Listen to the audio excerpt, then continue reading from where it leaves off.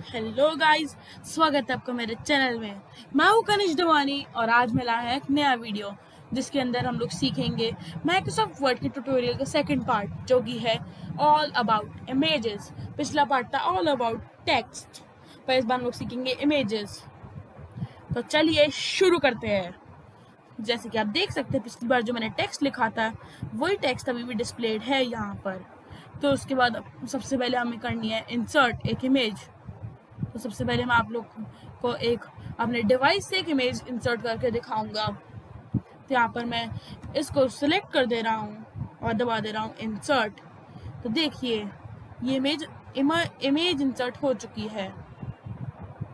मैं एक बार ऊपर जा रहा हूँ तो देखिए जितनी इमेज विजिबल हो पा रही थी वो टेक्स्ट बॉक्स के अंदर विजिबल हो जा रही है। तो मैं इसे टेक्स्ट बॉक्स के नीचे ही रखना प्रेफर करूँगा। तो इमेज में सबसे पहला ऑप्शन आता है रिमूव बैकग्राउंड। तो यहाँ पर माइक्रोसॉफ्ट वर्ड अपने एआई डिटेक्शन से ऑटोमेटिकली डिटेक्ट कर लेता है कि बैकग्राउंड में क्या क्या है और मेन जो इंसान है वो क्या है, मतलब उसका इमेज के अंदर वो कितना एक्सपेक्ट रेशियो कवर करता है। तो मैं यहाँ पर और सिलेक्ट कर दे रहा हूँ बैकग्राउंड के अंदर जो है।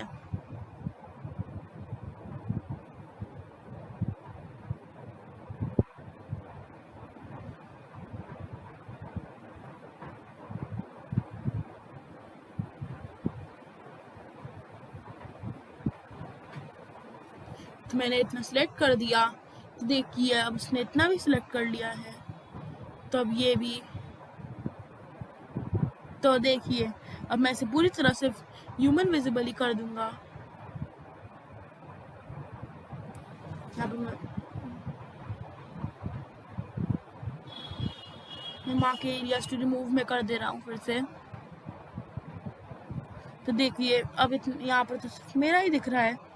तो मैं यहाँ पर एक एरिया सिलेक्ट करूँगा रेंडमली अपने माउस कर्सर के थ्रू। और देखिए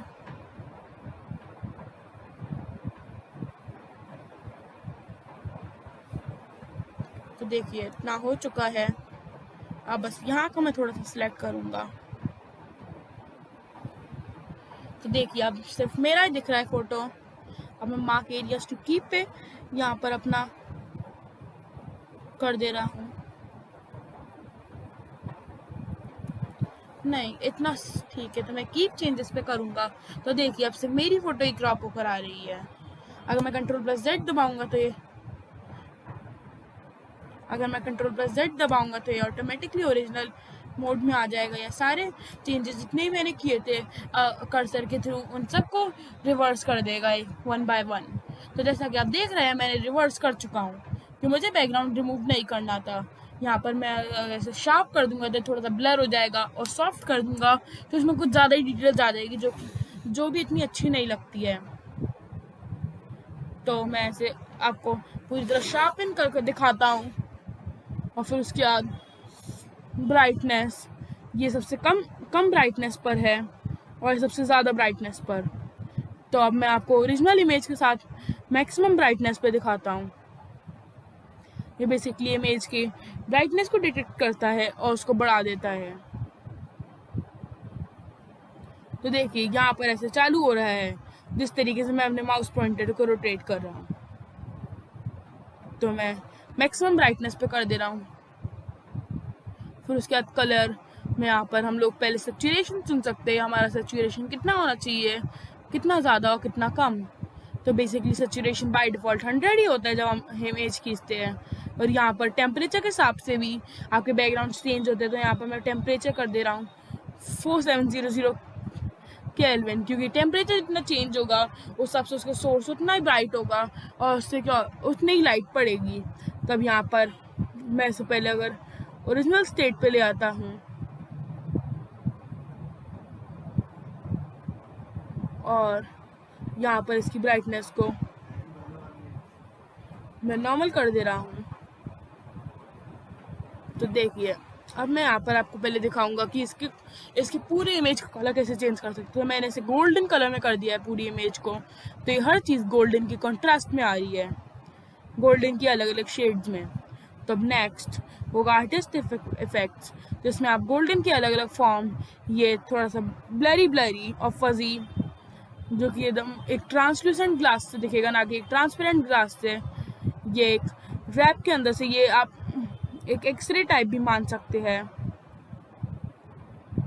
और यहाँ पर इसकी हर एज को ये डिटेक्ट करेगा और उसे ग्लो करने लग जाएगा, जैसे अपनी पूरी बॉडी में आपने लाइट्स पहनी हो। तो अगर मैं इसको फिर से ओरिजिनल पे कर दूंगा तो देखिए, तो ओरिजिनल के अंदर ये कुछ ऐसा सा दिखेगा। फिर नेक्स्ट है ट्रांसपेरेंसी, तो आप इसे कितना ट्रांसपेरेंट बना सकते हैं। 95% में लगभग ट्रांसपेरेंट हो जाएगा, 80% में थोड़ा ट्रांसपेरेंट, 70% में उससे कम, और ऐसे ही। तो मैं इसे नॉर्मल में कर दे रहा हूँ। फिर उसके बाद नेक्स्ट है कंप्रेस, तो बेसिकली इसको कंप्रेशन की कोई ज़रूरत नहीं है, तो ये कंप्रेस मोड इसमें नहीं काम करेगा। नेक्स्ट है चेंज पिक्चर, तो यहाँ पर मैं फ्रॉम अ फाइल की जगह फ्रॉम स्टॉक इमेजेस कर दे रहा हूँ। तो स्टॉक इमेजेस के अंदर मैं आइकन्स पे एक बार चले जा रहा हूँ, और देखिए कैसे भी आइकन्स आ रहे हैं। मैं इस इमोजी को सिलेक्ट, इस कैमरा आइकन को सिलेक्ट कर लेता हूँ और इंसर्ट कर दे रहा हूँ। तो देखिए पूरी तरह एक कैमरा आइकन में चेंज हो जाएगा रेजोल्यूशन लेकर। तो यहाँ पर ये ग्राफिक्स है, क्योंकि ग्राफिक्स ये एक आइकन होता है, तो आइकन आईसीओ फॉर्म में, जो कि एक आइकन होता है। तो आइकन नेक्स्ट पार्ट का है, तो मैं आपको उसे नेक्स्ट पार्ट में बताऊंगा। अभी फिलहाल हम लोग नॉर्मल इमेजेस को इसके अंदर इंसर्ट कर लेते हैं। तो नॉर्मल इमेजेस के अंदर मैं एक रैंडम इमेज को इसको सिलेक्ट करूंगा, और ये अपने आप उसका साइज ले लेगी उस इमेज का। इसने एक्चुअली नहीं लिया। फिर रिसेट इमेज के अंदर हम लोग इसके साइज को रिसेट कर सकते हैं इसके ओरिजिनल साइज पर। उसने वैसे इसकी लेंथ और हाइट के साथ फिट करने की कोशिश की थी, पर इसकी हाइट थोड़ी सी फिट नहीं हो पाई थी, पर लेंथ उससे फिट हो चुकी थी पुरानी वाली इमेज से। जैसे आइकन्स के अंदर आइकन्स लेंथ और हाइट दोनों में फिट हो सकते हैं, इसलिए आइकन में ये पूरी तरह उतने डायमेंशंस में फिट हो चुका था। कंप्रेस पिक्चर के अंदर ये होगा कि अगर इस कंप्रेस पिक्चर को हम लोग इनेबल कर देंगे, फिर उसके बाद हम लोग चेंज पिक्चर करेंगे। तो देखिए अब मैं एक नया आइकन चुन लेता हूँ। तो देखिए इसने थोड़ी सी कम स्पेस ली है। तो कंप्रेस इमेज के अंदर ये इमेज अपने आप ऑटो साइज अपना डिटेक्ट कर लेगी। फिर नेक्स्ट है पिक्चर पे बॉर्डर अप्लाई करने का। इससे देखिए ऐसा बॉर्डर, ऐसा, तो मैं इसमें ऐसा ब्लरी बॉर्डर अप्लाई कर दे रहा हूँ। फिर नेक्स्ट है बॉर्डर। अब जो अपने आउटलाइन है इस इमेज की, जिसके बाहर बॉर्डर है, तो मैं उस आउटलाइन को डार्क ब्लू कलर में कर दे रहा हूँ। तो ये फजी बॉर्डर के कारण थोड़ा सा शो नहीं हो रहा है, तो मैं आपको वो ब्लैक बॉर्डर में आपको दिखा दे रहा हूँ। मैं इमेज को डिसलेक्ट करता हूँ, मैं एक बहुत पतली सी लाइन शो हो रही है, पर इतनी विजिबल नहीं है क्योंकि वो पिक्चर के बॉर्डर में, ना कि फ्रेम के बॉर्डर में। तो मैं इसमें करूँगा तो थोड़ी सी विजिबल हो जाएगी, पर ये इमेज डार्क मोड में इसलिए एक विजिबल नहीं हो पा रही है। तो मैं एक बार इसके आर्टिस्टिक इफेक्ट्स को डिफ्लेक्ट कर दे रहा हूँ और फिर पिक्चर बॉर्डर इसमें अप्लाई कर रहा हूँ। तो देखिए अब ये शो हो रहा है पिक्चर बॉर्डर। एक्चुअली फ्रेम्स और दूसरे फीचर से पिक्चर बॉर्डर मोड डिसेबल हो जा रहा है। फिर नेक्स्ट है पिक्चर इफेक्ट्स। यहाँ पर आप ऐसा इफेक्ट कर सकते हैं, मैं इसे ऐसा कर दे रहा हूँ। फिर नेक्स्ट शेडो के अंदर आप इस इमेज को एक प्रॉपर शेडो प्रोवाइड कर सकते हैं। तो नीचे देखेंगे तो हमें एक शेडो दिखेगी, पर इसका थोड़ा सा साइज ज़्यादा है, तो मैं एक बार इसकी डायमेंशंस को कम कर दे रहा हूँ, साइज और डायमेंशंस को। तो देखिए आपको इसकी शेडो दिख रही होगी। मैं इसको किसी और मोड में कर दे रहा हूँ, तो देखिए, पर मैं फिर से नो शेडो मोड में कर दे रहा हूँ। फिर रिफ्लेक्शन के अंदर आपको मेरे इमेज को किस तरीके से रिफ्लेक्ट करना है ये उसका है। फिर ग्लो के अंदर किस तरीके से आपकी इमेज ग्लो होनी चाहिए। सॉफ्ट एजेस के अंदर आपकी इमेज की जो एजेस है वो कितने सॉफ्ट होने चाहिए। पर बेसिकली हमने ऑलरेडी इस इमेज को सिलेक्ट कर रखा है, इसलिए इतना नहीं दिख रहा है हमें। यहाँ पे बेवल के अंदर ये ऑलरेडी फुल है, प्रीसेट के कारण, प्रीसेट के अंदर हमने जो किया था। अब 3D रोटेशन के अंदर मैं आपको ऐसे दिखाता हूँ। मैं आपको ये वाला मोड सेट करके दिखा रहा हूँ। यहाँ पे आप देख रहे हैं ये एक ही इमेज के अलग अलग पर्सपेक्टिव के थ्रू उसे एक 3D मोड में दिखाने की कोशिश करता है ये, पर मुझे अभी कोई 3D मोड नहीं चाहिए। पर यहाँ पर अगर आपको इस इमेज को किसी स्मार्ट आर्ट फॉर्म में कन्वर्ट करना है तो आप वैसे कर सकते हैं। जैसे मैं इसको सिलेक्ट कर देना कि इसके साथ ये ज़्यादा अच्छी सूट कर रही है। तो देखिए अभी टेक्स्ट मांग रहा है तो मैं इसमें अपना नाम लिख दे रहा हूँ। तब अब मैंने एंटर दबाया तो नेक्स्ट प्रिटेंड कर रहा है। तब मैं यहाँ पर इसे डिसलेक्ट कर दूंगा, क्रॉस कर दूंगा ऐसे। तो देखिए स्मार्ट आर्ट डिज़ाइन के फॉर्म्स आ गए हैं, क्योंकि ये स्मार्ट आर्ट में कन्वर्ट हो चुका है ये इमेज। तो मुझे स्मार्ट आर्ट में से नहीं कन्वर्ट करना है, तो इसलिए मैंने इसे ओरिजिनल एक इमेज के फॉर्म में कर दिया है। फिर ऑल टेक्स्ट होता है जब आपकी इमेज की जो एग्जैक्ट लोकेशन है या डॉक्यूमेंट की लोकेशन वो मैच नहीं कर रही होती है। तो ऑल टेक्स्ट क्या होना चाहिए, तो मैं अभी टाइप कर दे रहा हूँ।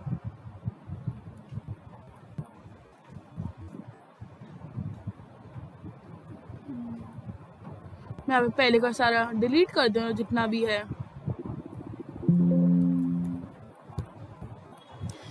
देखें तो मैं कर चुका हूँ। तो देखिए अब मैं ऐसे कर चुका हूँ, पर इसका नहीं कर पाएंगे क्योंकि मैं वही करना चाहता हूँ और मुझे वो ये इमेज काम भी आती है, इसलिए मैंने यही किया है। तब देखिए मैं इसे पूरे पेज के सेंटर में कर दिया है, तो एकदम कंप्लीट सेंटर में हो चुका है। फिर रैप टेक्स्ट के अंदर इसकी आप टेक्स्ट को रैप कर सकते हैं, पर ये इतनी अच्छी से नहीं चलेगा इमेज के अंदर ये फीचर। ब्रिंग फॉरवर्ड के अंदर जैसे देखिए ये और ये एक दूसरे को ओवरलैप कर रहे हैं, तो ब्रिंग फॉरवर्ड के अंदर ये ऑलरेडी फॉरवर्ड है तो ये काम नहीं करेगा। हम लोग ब्रिंग बैकवर्ड करेंगे तो देखिए जितना भी पार्ट ओवरराइट हो रहा था टेक्स्ट बॉक्स में वो पीछे आ चुका है। तो मैं फिर से अब ब्रिंग फॉरवर्ड दबाऊंगा तो ये आगे आ जाएगा। अब ब्रिंग फॉरवर्ड के अंदर अगर आपके 2 से ज़्यादा ओवरराइटिंग ऑब्जेक्ट्स है तो आप उसके अंदर एक अलग कॉन्फ़िगरेशन भी डाल सकते हैं। मैं अभी नहीं दिखा रहा। यहाँ पे सिलेक्शन पेन के अंदर आप 2 से ज़्यादा कॉन्फ़िगरेशन में डालने के लिए और एडवांस्ड ऑप्शंस है। तो मैं फिर से इमेज को सिलेक्ट कर दे रहा हूँ और फिर नेक्स्ट है अलाइन। इस इमेज को आपको कैसे अलाइन करना है, तो मैं अलाइन सेंटर पे दबा दे रहा हूँ, पर ये ऑलरेडी सेंटर है तो नहीं दिखाएगा। तो मैं अलाइन लेफ्ट कर दे रहा हूँ। देखिए लेफ्ट की तरफ थोड़ी सी टिल्ट हो गई सेंटर में होने के बाद भी। मैं सेंटर करूँगा तो ये वैसे ही रहेगी, ये मैंने लोकेशन भी सेंटर ही ली थी। फिर रोटेट के अंदर अपनी इमेज को कैसे भी रोटेट कर सकते हैं। आप इसे हॉरिजॉन्टल स्विप भी कर सकते हैं और वर्टिकल भी स्लिप कर सकते हैं। तो मैं आपको हर फीचर का एक बार दिखा दे रहा हूँ। मैंने पहले को किया, उसके बाद मैं दूसरे को करूँगा तो ये वापस ओरिजिनल में आ चुका है। तो उसके बाद वर्टिकल में करूँगा और फिर इसमें हॉरिजॉन्टल कर लूँगा। तो देखिए मैं इसे फिर से फ्लिप हॉरिजॉन्टल कर दे रहा हूँ और फिर से फ्लिप वर्टिकल, तो ये ओरिजिनल इमेज फिर से आ चुकी है। अब क्रॉप के अंदर आप इमेज को क्रॉप कर सकते हैं। तो देखिए अब मैं इसे फेस तक क्रॉप कर ले रहा हूँ। इमेज को मैं सिलेक्ट कर दे रहा हूँ ताकि इसे फेस पार्ट दिखे और मैं एंटर दबा दे रहा हूँ। तो देखिए सिर्फ फेस ही दिख रहा है इसकी रिफ्लेक्शन के साथ, जो कि मैंने पहले ऐड की थी। अब यहाँ पे आप कस्टमाइज भी क्रॉप कर सकते हैं। जैसे मैं यहाँ पर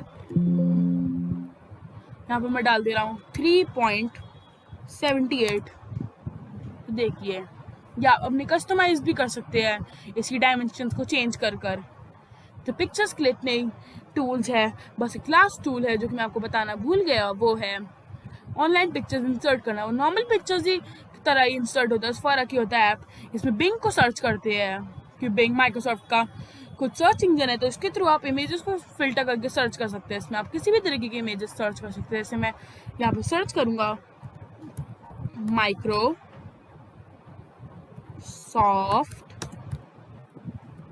वर्ड।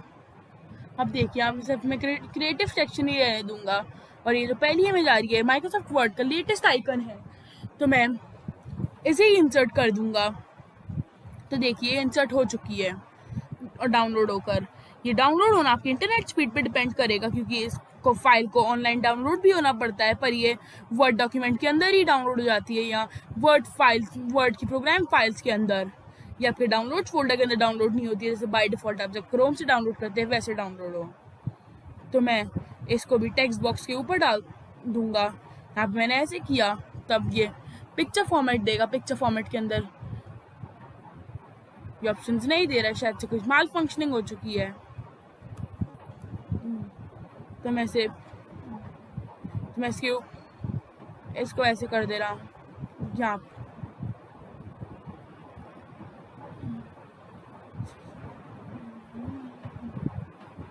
तो यहाँ पर ऐसे नहीं आ रही, तो मैं ऐसे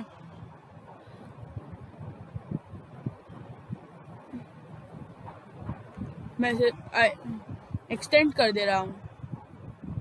पता नहीं क्यों ये वर्ड फाइल मूव नहीं हो रही है, तो मैं आपको ऐसे ही दिखा दे रहा हूँ। तो देखिए यहाँ पर एक ऐसे आ रहा है,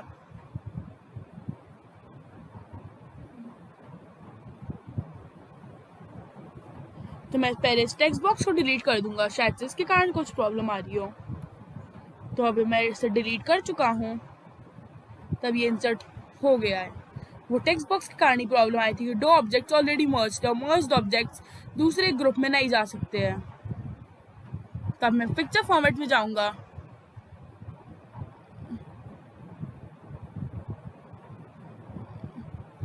इसके अंदर नहीं दे रहा है क्योंकि 3 है। यहाँ पर मैं सिलेक्शन पेन के अंदर जाऊंगा, क्योंकि ब्रिंग फॉरवर्ड और ब्रिंग बैकवर्ड सिर्फ तभी देते जब 2 ऑब्जेक्ट्स होते हैं।